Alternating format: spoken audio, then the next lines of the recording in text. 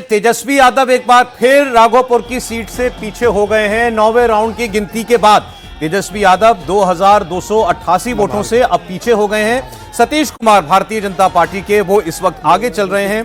उनको कुल 35,635 वोट मिले हैं। तेजस्वी यादव को 33,347 वोट मिले हैं और 9 राउंड की काउंटिंग हो चुकी है। 9 राउंड की गिनती के बाद अगर तेजस्वी यादव अभी पीछे हैं, अभी भी लगभग 2,2500 वोट से, तो आप समझ सकते हैं कि पूरे प्रदेश के अंदर एनडीए को लेकर क्या माहौल था और महागठबंधन को लेकर कैसा विमर्श था। ये तेजस्वी यादव की खुद की सीट से जो है देखकर समझा जा रहा है। और ये डायरेक्ट फाइट थी, ऐसा नहीं था कि इस सीट पर कोई तीसरी पार्टी वोट काट रही हो जिसका उन्हें नुकसान हो रहा हो। जो तीसरे नंबर पर व्यक्ति चल रहे हैं, जन स्वराज के उम्मीदवार चंचल कुमार, उनको 1100 वोट मिले हैं। मतलब एक डायरेक्ट फाइट में राघोपुर की सीट पर बीजेपी के कैंडिडेट से सीएम कैंडिडेट पिछड़े हुए हैं इस वक्त। ये आप समझिए। सबकी सीट पर यह था कि जनसुराज ने राजपूत यहां पर कैंडिडेट उतारा है तो राजपूत वोट बट जाएंगे, लेकिन ऐसा हुआ नहीं। सतीश यादव के साथ इंटैक्ट नजर आ रहे हैं और सतीश यादव इसीलिए जो कड़ी टक्कर है वो देते हुए नजर आ रहे हैं, यानी वोट नहीं कटी। प्रोफेसर साहब, ये सोचा था आपने राघोपुर में ऐसा हश्र होगा?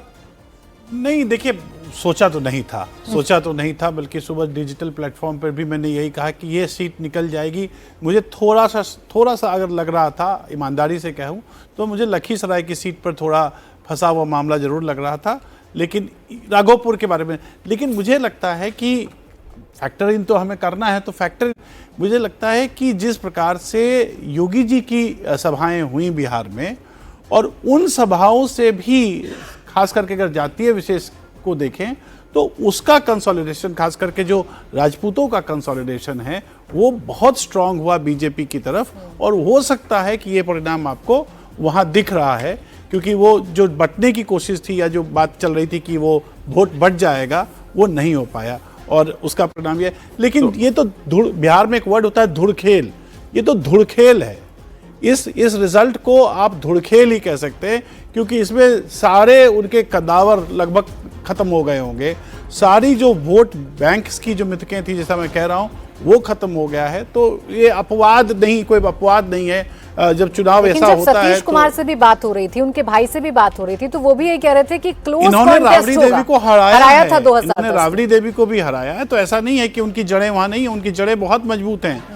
बल्कि उनके नाम के ऐलान से पहले उनका नाम लिया जा रहा था, को टिकट दिया जाए। हाँ, उनके नाम से पहले, मैं जब कैंडिडेट्स का ऐलान नहीं हुआ था उससे पहले राघोपुर गई थी, तब सतीश यादव की मांग, वहाँ राजपूत जो टोला है पूरा, वो 3 बार लगातार 2 बार हारने के बाद भी पार्टी यदि दे रही है, इसका मतलब होता है मजबूत है, उसको पावरफुल कैंडिडेट के तौर पर देख रहे हैं। और लखीसराय की आप बात कर रहे थे, विजय कुमार सिन्हा वहां से इस वक्त 12,500 वोटों से आगे चल रहे हैं। तो फिर वो बीच में काफी वक्त तक वो पीछे रहे, लेकिन अब 10 राउंड की गिनती के बाद विजय कुमार सिन्हा कंफर्टेबल लीड में इस वक्त दिखाई दे रहे हैं। 12,500 वोटों से इस वक्त वो आगे चल रहे हैं। लेकिन 9 राउंड की गिनती के बाद तेजस्वी यादव अभी भी अपनी सीट पर पिछड़े में, और अगर उनकी ये सीट फंस जाती है या तेजस्वी यादव ये चुनाव हार जाते हैं, तो इसका तो एक बहुत बड़ा इंपैक्ट, एक साइकोलॉजिकल इंपैक्ट जो है उनकी पार्टी के ऊपर वो पड़ने जा रहा है। अगर तेजस्वी यादव चुनाव हार जाते हैं तो मुझे लगता है कि आरजेडी के जो 26 या 25 सीटें जीतने की संभावना बन रही है, आने वाले समय में आरजेडी में बड़ी टूट देखने को मिलेगी, क्योंकि तेजस्वी यादव का हारना और इतनी बुरी कंडीशन में आना है कि विपक्ष का नेता पद भी मिलने की स्थिति नहीं बन रही है आरजेडी की आज की तारीख में। मतलब अब ये टूट भी अगर जाएगी तो जाएगी किसके पीछे जाकर खड़ी होगी? यहाँ पर कम से कम एक यादव फैमिली की पॉलिटिकल लेगेसी है, उसके अलावा कोई और नेता इतना बड़ा हो ही नहीं पाया जिसका नाम हो। अकेले इस चुनाव में भी केवल तेजस्वी यादव ही प्रचार करते हुए दिखाई दिए। टूट भी जाएगी तो जाएगी किसके पीछे? ये बात आप ठीक कह रही हैं, लेकिन इसका एक और भी रूप देख लीजिए, इसका स्वरूप समझिए।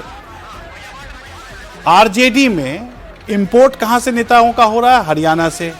कांग्रेस की में बिहार की राजनीति, जी, कांग्रेस में बिहार की राजनीति में इंपोर्ट कहां से हो रहा है? तेलंगाना से। आपने देखा कि किस प्रकार से उड़ीसा में भी जब इंपोर्ट हुआ साउथ इंडिया से, तो बीजेडी की स्थिति क्या हो गई।